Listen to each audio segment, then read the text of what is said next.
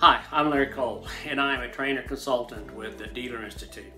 Today we're going to have the second video in the series of 5 dealing with how social styles manage stress and some things about what they can do in order to more effectively manage stress. And today we're going to focus on the drivers, but before we get to that, let me show you something. I hope that you can see this chart that I've got up here on the board.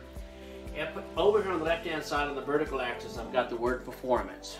Down here at the bottom, I've got, going horizontally, I've got stress level, and you can see I've got optimum. Stress just gets a bad name. Everybody, when they hear the word stress, they think that they have a negative connotation with it. But actually, stress is important in our lives because it gets us going. Stress is the energy that helps us to perform at an optimal level. It's at a point, though, of diminishing returns when there's too much, then we are going to have diminishing performance and can also create some physical and psychological health problems.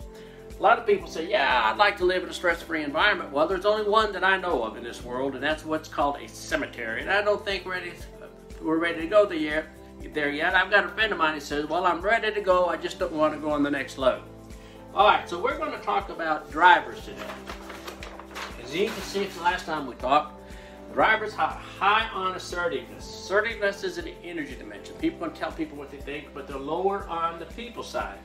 So some of the key characteristics of a driver are, they're very energetic, they want to get results, so they're focused on getting results. Their emotional support system is based on getting results, and they want things done now. They want to deal with logic, they want to deal with facts, they don't want to deal with emotions or the feeling side of it.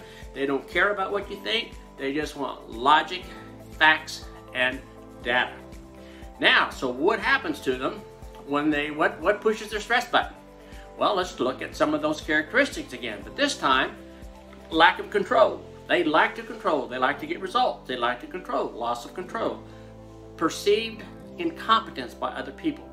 Lack of making timelines, extremely frustrating to them. Perceived people not willing to take the risk that's associated with getting the job done. Those are some of the events that push their buttons. So when their button is pushed, what do? Well, they fly off the handle. They get very agitated. They can become very sarcastic. They can become very blunt. They're going to just take control. They're going to ignore the lines of authority. They're going to go right down to where the problem is. They're going to, as a result of all of this over control and their sarcastic and bluntness, they can create a lot of fear in the workplace, and that is not good because you're going to see performance plummet whenever there's fear inside of an organization. So, what can drivers do in order to do a better job at managing that stress level so it doesn't go over that tipping point, that it stays on the positive side, and that we can continue to use it as a friend? Well, number one, yeah, you could say, God, that is frustrating. But 2, just like everybody else, they have got to take control of their stress. They have got to get inside their body, and they've got to say, Larry, do I want to make a good choice or do I want to make a bad choice? Good choice is managing stress effectively so that we can continue to be productive, or 2, I could go crazy. That's a bad choice. I want to make good choices. So I literally have to tell myself to calm down.